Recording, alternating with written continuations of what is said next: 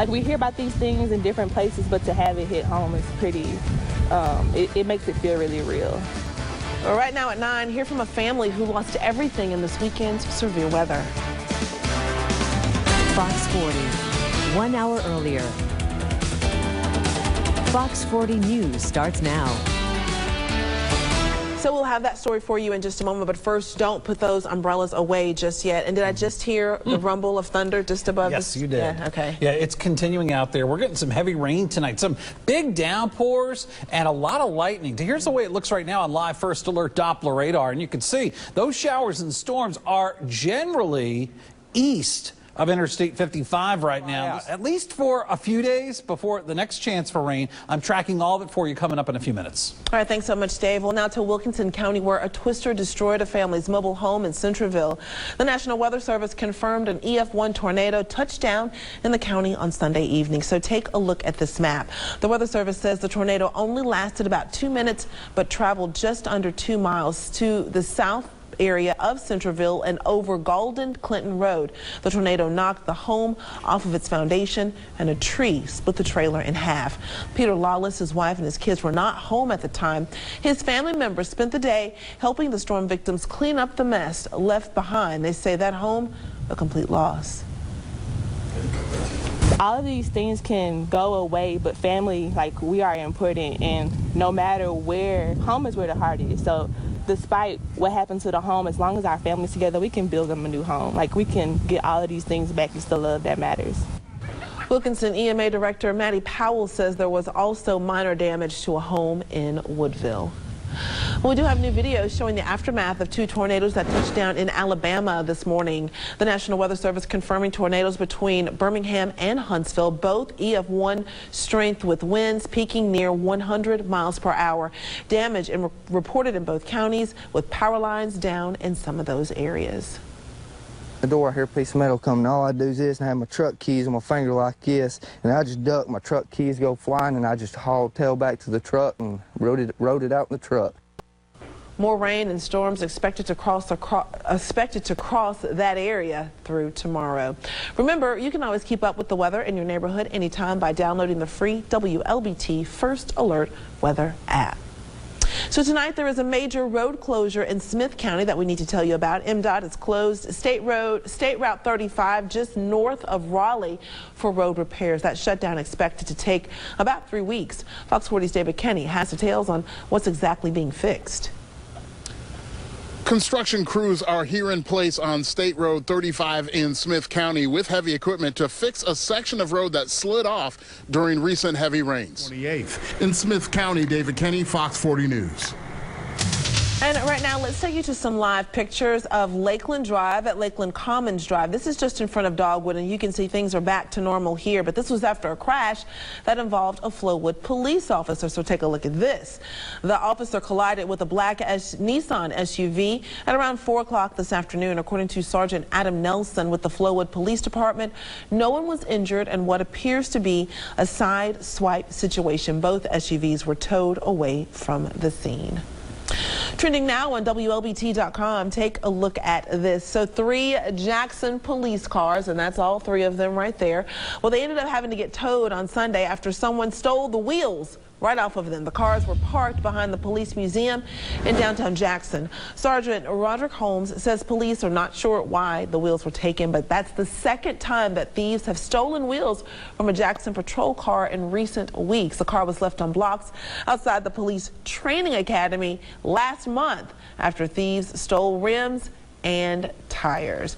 So this is just too funny for us to not even ask for your feedback. What are your thoughts? Jackson police finding themselves being the victims in these cases. Wheels stolen, rims stolen. Who wants rims from a police cruiser? What are your thoughts? How safe do you feel when the police are getting robbed? Give us a call, 601-965-7540. Share your thoughts and have your voice heard Wednesday on the Fox 40 Feedback. Meanwhile, a Republican candidate for governor says someone broke into his truck. State Representative Robert Foster of Hernando says his campaign files, well, they're all gone. He was attending a college Republican event at the GOP's downtown Jackson headquarters. He parked his Chevy Silverado on the street near the entrance, and he says he found a window shattered, a laptop computer, a computer memory stick, and other items stolen. He described that truck as his mobile campaign office. Lieutenant Governor Tate Reeves officially kicking off his campaign for governor. He held a rally at his family's business in Pearl today. His speech focused on growing the economy, education, infrastructure, and health care. Absent from Reeves' speech was the mention of his primary challengers, retired State Supreme Court Judge Justice Bill Waller Jr. and State Representative Robert Foster. He instead took several jabs at Attorney General Jim Hood, who is running for governor on the Democratic ticket. To keep growing, we must continue to cut regulations and lower taxes. Jim Hood won't, but I will. And sometimes Reeves is continuing to push his support of school choice. A mother who has one child receiving vouchers and another child who is waitlisted spoke as part of the program. The primaries will be held August the 6th. The general election is November the 5th. Developing tonight, 2 Republicans trying to block the court-ordered redrawing of a state Senate district that could increase black representation at the state capitol. Attorneys for Governor Phil Bryant and Secretary of State Delbert Hosemann filed papers today asking the 5th U.S. Court of Appeals to hear arguments in a redistricting lawsuit filed by black plaintiffs. The lawsuit challenges a Senate district stretching from the rural Delta into Madison County. So the district has a 51% black voting age population, but it has a white Republican senator. A federal judge ruled the district dilutes black voting power, and he ordered it to be redrawn. In Madison County, a top official with Nissan facing some criminal charges. Authorities arrested 41-year-old Philip Calhoun for simple domestic violence. He is the vice president of manufacturing at Nissan. He was in court yesterday, bond set at $1,000. Next on Fox 40, a big shakeup at Homeland Security. We have reaction along with a response from the outgoing secretary. Plus, they was always short-handed. They had most people in there working like a dog. new concerns over staffing in one Mississippi prison after a video of a violent incident surfaces on social media. Stick with us. You're watching Fox 40 News at 9.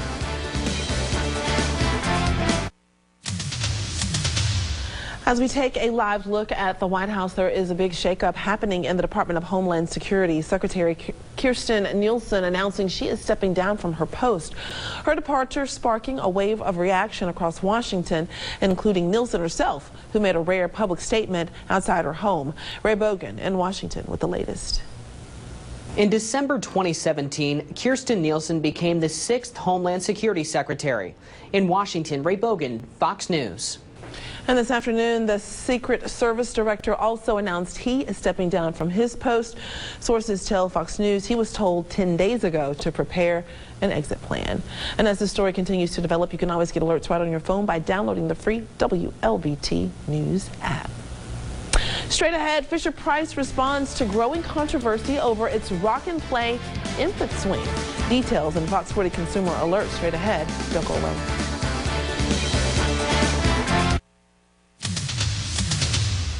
New at 9, the Mississippi Department of Corrections is responding to a video that shows a violent incident inside the Marshall County Correctional Facility. That video believed to have been captured on inmates' cell phones and posted to social media.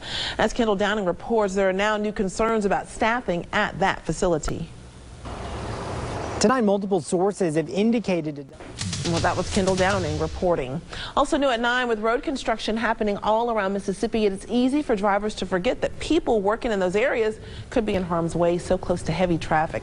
That's why the Mississippi Department of Transportation is hoping National Work Zone Awareness Week will encourage drivers to pay more attention and slow down when workers are present. It's not only important for MDOT employees, but also for others who work in those areas, like utility company linemen.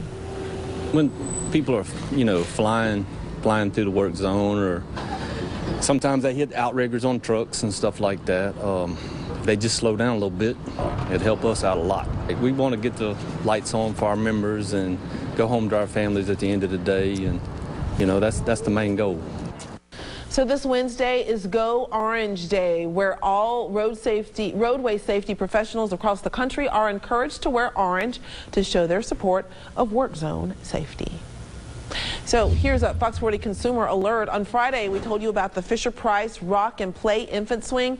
Now Consumer Reports wants it taken off the shelves. The Consumer Watchdog Group says that swing is linked to at least 32 deaths. It's designed for babies to sleep on an incline. The Consumer Product Safety Commission is recommending that consumers stop using all models of the Rock and Play when the child is 3 months old or as soon as the baby can roll over.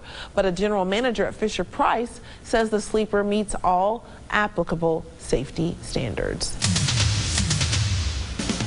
Those heavy storms are still firing out there. We're getting some heavy rain coming down. I'll update you on the radar and the forecast coming up. We'll be looking at some unsettled weather with temperatures staying on the warm side.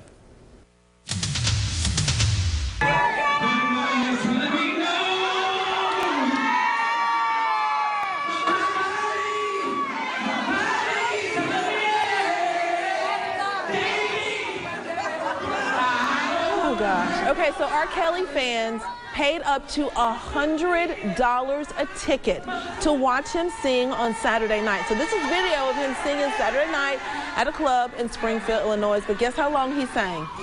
28 seconds.